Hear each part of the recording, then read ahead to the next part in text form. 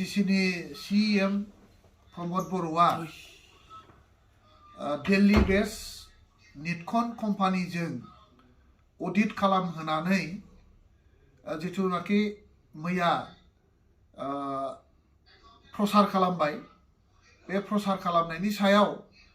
जोंनि BTC ओनसोलनि रायजो राजा तथा गासैबो आसामनि रायजो राजा बिथांमोनखौ बिसार खालामनानै नायनो थाखाय आङो प्रथमावनो अनुरोध खालामबाय जे NITCON मोनसे कम्पानि BTC आ जाहैबाय मोनसे भारत संबिधाननि गेजेरजों दाजानाय मोनसे बेबस्था आइनि बेबस्था बे बेबस्थानि जिथुनाखि सरकारनि जिथु खरस आरो मोननाय फैसा रिसिभ आरो एक्सपेन्डिचार बेखौ खालामनो थाखाय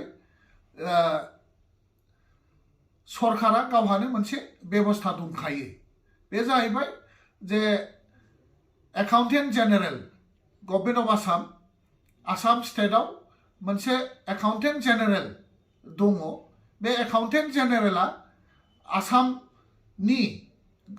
गभर्नमेन्टनि बा BTC गभर्नमेन्टनि मानि रिसिभ आरो मानि एक्सपेन्डिचार बेखौ एनुवेलि अडिट खालामो बोसोरफ्रामबो अडिट खालामो दा BTC नि जिथु अडिट थांनाय हाग्रामा महिलारि बिथांनि दैदेननायाव जायफोर रांफोरखौ स्टेट गभर्नमेन्ट सेन्ट्रेल गभर्नमेन्ट निफ्राय रिसिभ खालामनाय जादों आरो बेखौ BTC गभर्नमेन्टआ बा हाग्रा सरकारा जेखौ एक्सपेन्डिचार खालामबाय बे एक्सपेन्डिचार खालामनाय आरो मोनबोनाय रांखौ एकाउन्टेन्ट जेनेरेल जिथु गुवाहाटी बे एकाउन्टेन्ट जेनेरेला अडिटखौ बोसोरे खालामो दासिमबो खालामगासिनो दं आरो भबिष्यताव एकाउन्टेन्ट जेनेरेल आसो बे BTC गभर्नमेन्टनि हिसाब आरो खरसखौ लानो हानाय मोनसे अधिकार दङ दा बिथाङा मैया जिथु रिपर्ट फोसावबाय बे रिपर्ट फोसावनाया जाहैबाय मोनसे मिसगाइडेड आरो मिसलिडिं मोनसे माने बिबुंथि जे NITCONआ मालाबाबो गभर्नमेन्टनि बा BTC गभर्नमेन्टनि माने रिसिभ आरो एक्सपेन्डिचारनि सायाव बिथाङा अडिट खालामनो हानाय अधिकार गैया दा गतिके बिथांमोनहा अडिट होननानै बुंबाय थादों दा बिथांमोनहा माबेखौ अडिट खालामदों मा अडिट खालामदों दा बिथांमोननि जिथु अडिट बे अडिटआ निश्चय माने मानि मोनबोनाय फैसा आरो खरस खालामनाय फैसानि सायाव अडिट नङा बिथांमोनहा माने जिथु BTC सरकारा मावनो लानाय जिथु खामानिफोर आरो एडमिनिस्ट्रेटिभ एप्रुभेल होनानै मावनाय खामानिफोर आरो जेसेबां खामानि मावबाय बे खामानि मावनायनि सायाव जिथु माने डिपार्टमेन्टेलि जिथुनाखि हरनांगौ फैसा डिसबार्समेन्ट बिनि सायाव आरो जेखौ बिथांमोना दिनैहाय खामानि मावाखै मायाखै आरियाखै होनदों खामानि मावाबाथ' खरसानो जाखाया आरो दिनै एडमिनिस्ट्रेटिभ एप्रुभेल जाबाय एडमिनिस्ट्रेटिभ एप्रुभेल जानायनि उनाव बिथाङा दिनै गासैबो BTC नि मावनो लानाय हाबाफारिफोर खामानिफोर बेफोरखौ गासिबो बन्द खालामनानै दिनै बिथाङा अडिट खालामदों होननानै बुंबाय थादों अडिट खालामदों NITCONआ मोनसे कम्पानिसो कम्पानिया गभर्नमेन्टनि मानि रिसिभ आरो एक्सपेन्डिचार बेनि सायाव अडिट खालामनो हानाय बहा क्षमता थानांगौ जाखो मोनसे सिस्टेम दङ बे सिस्टेमानो जाहैबाय जे आसाम गभर्नमेन्टनि फैसा खरस खालामनायनि सायाव स्टेट गभर्नमेन्टआ जेखौ फैसा खरस खालामो बा स्टेट गभर्नमेन्टनि सिङाव थानाय जिथु एडमिनिस्ट्रेसन बिनि खरसनि हिसाब लाग्राया जाहैबाय एकाउन्टेन्ट जेनेरेल बे स्टेटनि बे एकाउन्टेन्ट जेनेरेलासो बिनि हिसाब निकासखौ लानो हायो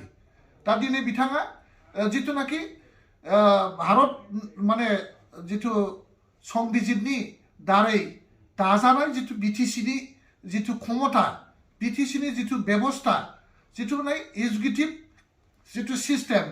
बे सिस्टेमखौबो बिथाङा दिनै मानियालासै दिनै जितुनाखि माने देशनि जोंनि हादोरनि जितु माने एप्रोप्रिएट अथरिटि बे एप्रोप्रिएट अथरिटि एकाउन्टेन्ट जेनेरेलखौबो दिनै बिथाङा डिनाय खालामनानै कम्पानिजों जेखौ अडिट खालामदों होननानै बुंनाय खोथा बे मोनसे भुवा बे भुवासो बे एकदम नंखाय बे भुवा कुनु कम्पानिया माने गभर्नमेन्टनि सायाव अडिट खालामनो हाया आरो बिथाङा दिनै बेखौनो लानानै अपप्रचार खालामबाय थादों आरो बिथांनि जितुनाखि बेर्थता दिनैसिम बिथाङा दिनै कुनु रोखोमै बिटिसिनि माने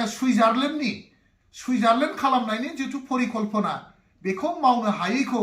दिनै बिथाङा दोनखोमानो थाखाय जोंनि रायजो राजाफोरखौ मिसलिड खालामनो थाखाय बिथाङा दिनै पलिटिकेल मिसप्रपागान्डा खालामगासिनो दङ बिनि सायाव रायजो राजाया कुनु धरनर सन्देह खालामनो नाङा रायजो राजाया कुनु धरनर मिसगाइड जानो नाङा आं बयबो रायजो राजाखौ बे बिथांनि बुंनायनि सायाव बिजिरनानै नायनो थाखाय खावलायबाय आरो बिथांनि नंखाय बुंनायाव जाहाथे जोङो रावबो मिसगाइड जाया आरो कुनु धरनर सन्देह खालामनो नाङा बिथाङा नंखाय बाथ्राफोरखौ फोसावगासिनो दङ आरो रायजो राजाफोरखौ मेगनाव हाद्रि सारनानै दिनै नंखाय बाखाय बाथ्रा बुंनानै जोंनि बिटिसिनि रायजो राजाखौ माने बिथाङा थगायगासिनो दङ आरो थगायनानै दिनै गावनि बेर्थताखौ दोनखोमानो थाखाय बिथाङा बे बुद्धिखौ लागासिनो दङ 15 मास थांबाय दिनैसिमबो मानो अडिट खालामदोंब्ला मानो दिनैसिमबो माने व्हाइट पेपार्सआव बिथाङा पाब्लिश खालामनो हायाखै दिनै मानो क्लियार बुंनो हायाखै 15 मास अडिट खालामखांनायनि उनावबो दिनैहाय मानो रायजो राजानो अडिटआव मा रिजाल्ट मोनखो बेखौ मानो बुंनो हायाखै वेलकाम जों माने वेलकाम खालामो दिनै एकाउन्टेन्ट जेनेरेल गुवाहाटी बिथांमोना बिटिसिनि थांनाय सरकारनि समाव मोनबोनाय रां आरो बाहायनाय रांनि सायाव बिथांमोना अडिट खालामगासिनो दङ दासिमबो खालामगासिनो दङ आरो भबिष्यताव बिथांमोना अडिट खालामगोन बेसो सिस्टेम माने बे सिस्टेम भाबै दिनै बिथाङा बिटिसि बाखि रायजो राजाखौ थगायगासिनो दं गोजोन्थों रायजो राजा नोंथांमोन